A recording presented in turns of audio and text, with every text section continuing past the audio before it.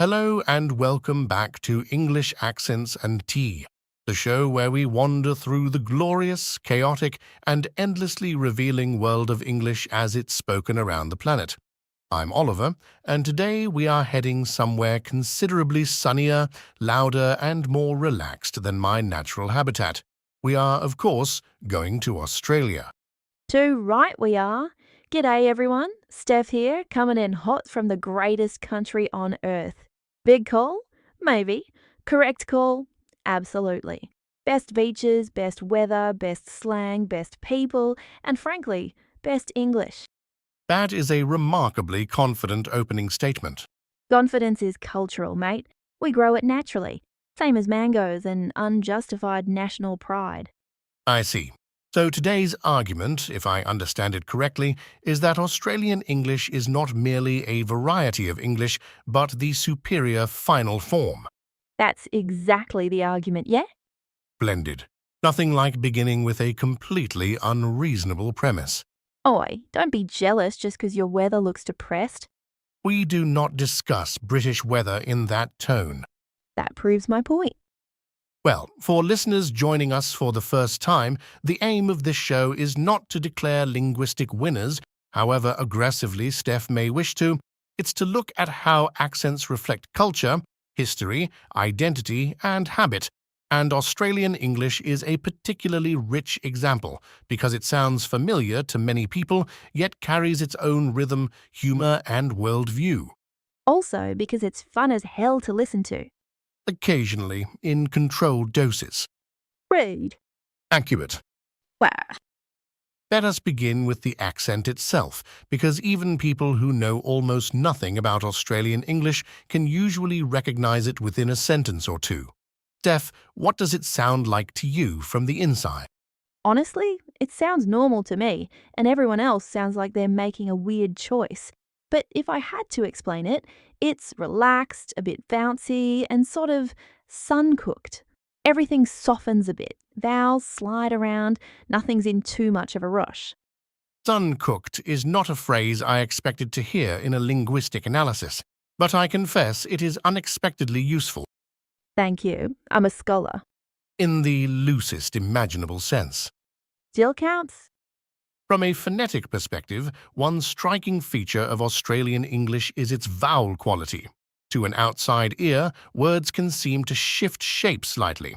Day may sound closer to die, mate can drift towards something like might, and no often acquires a rather adventurous journey through the mouth.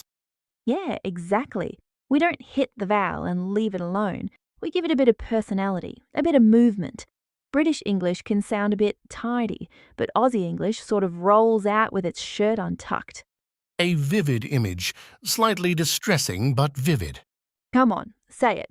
No worries, mate. Properly.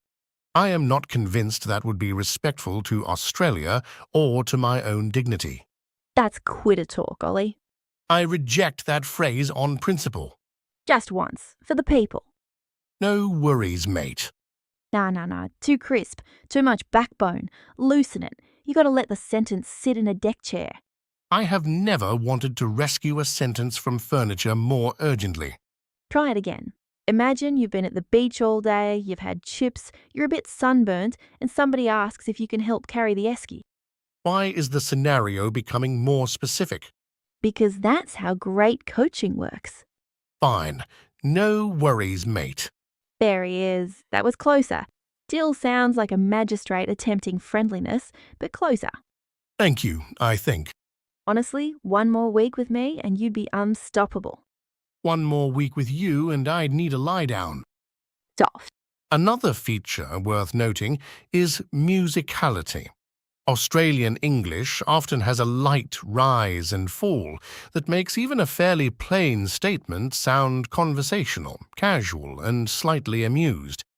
There is, in many speakers, an ease to the delivery. Yeah, and that's part of why people think we're friendly.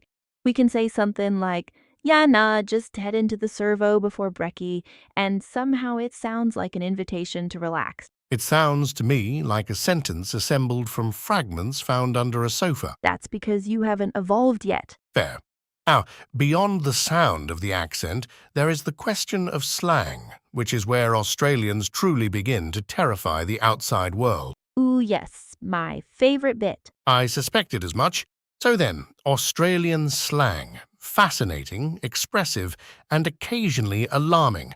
Steph, would you care to walk us through some essentials? With pleasure. Right, first one. Arvo. Arvo. Afternoon. Dead simple. See you this Arvo. Easy as. Australians do appear committed to shortening absolutely everything. We do because efficiency is sexy. Brekkie for breakfast, servo for service station, bottle-o for the bottle shop, Maccas for McDonald's. You shortened McDonald's to Maccas. Sure did. And McDonald's in Australia leaned into it. Some stores actually used the name. We won, mate, culturally, spiritually, commercially, huge win. That is, I admit, genuinely remarkable. Thank you. Next one. Sickie. If you chuck a sickie, you call in sick to work when you are in fact completely fine. You have a dedicated term for fraudulent sick leave. We're a very organized people. I'm beginning to see that. Then there's thongs, I'm going to stop you there. which are flip-flops, Oliver. Shoes, calm down. I was merely exercising caution. Classic British overthinking. In Australia, thongs are what you wear to the beach. When somebody says, hang on, I've lost me thongs, nobody panics. I appreciate the clarification, because elsewhere in the English-speaking world, that sentence may trigger a very different and much more dramatic internal image. Which is why it's funny every single time. And then, of course, there is no worries. Ah, the national treasure. A phrase you seem able to apply to almost any human situation. Pretty much. Someone says thanks, no worries. Someone bumps into you, no worries. Someone's run late, dropped their coffee, and reversed into a bin, no worries, mate. Is there any circumstance in which worries are permitted? Look, technically yes. Spiritually, no. And tied to that is another phrase I find revealing. She'll be right. What precisely does that mean? It means everything'll work out. Even if it plainly will not? Especially then. That's the point. It's optimism with a bit of denial. Very healthy. Probably. That may be the most concise summary of national psychology I've heard in some time. We look at a situation, decide panic's useless, and go, ah well, she'll be right. Then maybe we have a Barbie and deal with it later. So the phrase doesn't simply express confidence, it performs emotional management. It says, do not escalate, don't dramatize, keep moving. Exactly. You're finally speaking Australian. Not the words, just the vibe. I'm not sure whether to be proud or alarmed. Both. Definitely both. This, I think, leads us neatly into culture, because accents and slang are never only about sound. They reveal what a society values, and Australia, from the outside, often appears both highly recognizable and completely surreal. Yep, people think they know Australia because they've seen beaches and blokes and sunnies on telly. Then they get here and realize we've got a whole weird little ecosystem going on. Such as everybody overseas thinking we ride kangaroos to work. Do you not? Oliver, I'm joking. Mostly. We do not ride kangaroos. They're not taxis. But they are around, properly around. I've had them in the garden. My mum had one try to stick its head in the car once.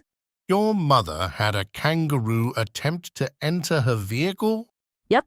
That is not a sentence most British people expect to hear outside a dream. Welcome to Strayo, mate. The wildlife, of course, is central to the Australian mythos. Spiders, snakes, sharks, jellyfish. One gets the impression that nature there is less a backdrop and more a strategic opponent. That's pretty fair. The funniest bit is we talk about all that stuff really casually. Like, yeah, nah, watch out for the magpies, they're swooping again. As if we're discussing biscuit choices. And that casualness is, I suspect, part of what the accent communicates. Even when the content is alarming, the tone says, remain calm, this is simply life. Exactly. Also, the sun will absolutely try to end you if you get cocky. Ah yes, Australia, the only country where sunlight appears to have agency. It really does. That's why we had the slip, slop, slap campaign. Which sounds, I must admit, more like a mildly threatening children's rhyme than public health guidance. Doesn't matter. Worked, didn't it? Slip on a shirt, slop on sunscreen, slap on a hat. Aussies will listen if it rhymes. A useful national note for anthropologists. Put it in the file, Professor. I shall. Now, there is one cultural artifact I feel duty-bound to raise. Here we go. Vegemite. Oh, yes, king behaviour. I have tried Vegemite. And? It tasted like somebody distilled the concept of salt, regret, and brewery residue into a paste. See, that right there is because you lot always use too much. Every single time. It's a thin layer, tiny bit. Butter first, then Vegemite. Not half the jar like a maniac. There was no instruction manual. It's toast, Ollie. There shouldn't need to be. Yet, apparently, there is. She'll be right. We'll train ya. I remain unconvinced that I wish to be trained. Do right. Let us, before I lose all authority, move to a brief comprehension challenge, a test, if you will, of whether Australian English is learnable by civilization. Yes, game on. You seem disturbingly pleased. Because now I get to watch you suffer for educational purposes. Very well, proceed. Righto, phrase number 1. I'm cactus. I would guess that means one is in a poor state. Finished, perhaps. Exhausted. Hang on, nice one. Good. Encouraging. Next, I'm flat out like a lizard drinking. Good heaven. Meaning? Extremely busy. Correct again, look at you. I dislike how satisfying this is. Alright, harder one. If I say, swing by the servo, grab your sunnies and we'll hit Maccas before Arvo footy. What have I said? Visit the petrol station, acquire some sunglasses, then go to McDonald's before an afternoon football match. Faith, that is elite. I am learning against my will. Best way to learn. Now, old mate chucked the Sickie and rocked up in thongs to the barbie. A gentleman falsely called in sick to work and then arrived at a barbecue wearing flip-flops. Flawless, no notes. I feel both accomplished and faintly ashamed. That means you're doing it right. One final test. Go on them. Yeah, nah, and nah, yeah. Explain the difference. If I understand correctly, yeah, nah ultimately means no, and nah, yeah ultimately means yeah. Yes, he's got it. This remains an absurd system. It's not absurd, it's nuanced. First, you acknowledge the emotional landscape, then you deliver the actual answer. That is so implausibly philosophical that I almost admire it. You should. It's beautiful. What I find most interesting is that all of this, the slang, the rhythm, the casual underreaction, points to a broader social style. Australian English often seems to flatten status, resist pretension, and favour warmth over formality. That's spot on. Aussies don't really go for big fancy airs. If somebody starts carrying on like they're better than everyone else, they'll get taken down a peg pretty quick. So the language itself becomes a social leveller. Exactly. It says, relax, mate, you're not that important. Grab a chair. Which is, I must admit, rather charming. There we go. I knew I'd get ya. Don't be smirked. Impossible. So then, our takeaway. What should listeners understand about Australian English beyond the obvious vocabulary and accent markers?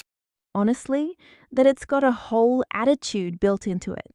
It tells you not to panic, not to be too stiff, not to worry about sounding perfect. Just give it a go. Have a laugh. Don't take yourself too seriously. As someone who has spent a lifetime being precise, structured, and perhaps occasionally over-controlled, I confess there is something rather liberating about that. See, you're basically one of us now. Let us not get ahead of ourselves. Now, I'm calling it spiritually Australian. Bit tense, but recoverable. My own conclusion, perhaps more soberly put, is that Australian English is so compelling because it combines friendliness with unpredictability. It sounds open, relaxed, and social, but to outsiders it can also feel linguistically chaotic in the most entertaining possible way. And that very quality tells us something important. Accents are not merely sound patterns. They carry culture, they carry humor, they carry a way of meeting the world. That's actually lovely, mate. Thank you. Still reckon we've got the best English, though. Naturally. Facts are facts. To our listeners, thank you for joining us on English Accents and Tea. We hope today's episode has made Australian English a little more intelligible, or at the very least, a little less alarming. And if not, no worries. Give it a go anyway. Grab some brekkie, head to the servo, chuck on your thongs and live a little. That may be the most Australian closing statement ever uttered. Good. Death, thank you for being with us. Thanks for having me, Ollie. Absolute pleasure.